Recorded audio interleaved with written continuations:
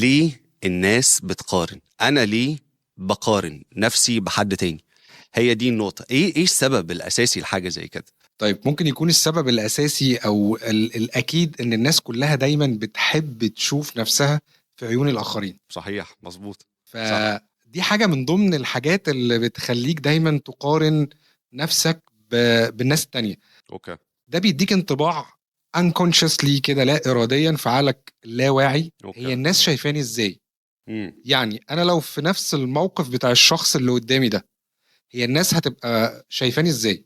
معجبة بالتفاصيل دي ومبسوطة. الناس مبسوطة ان انا في البوزيشن ده.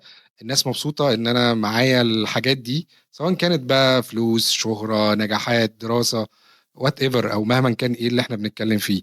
فدايما الشخص بيبقى عايز يشوف الناس شايفاه ازاي، فيبتدي يقارن نفسه بحد تاني او بشخص تاني او بحاجة معينة او بوزيشن معين حد وصل له، علشان يشوف انا لو وصلت لده الناس تبقى شايفاني ازاي.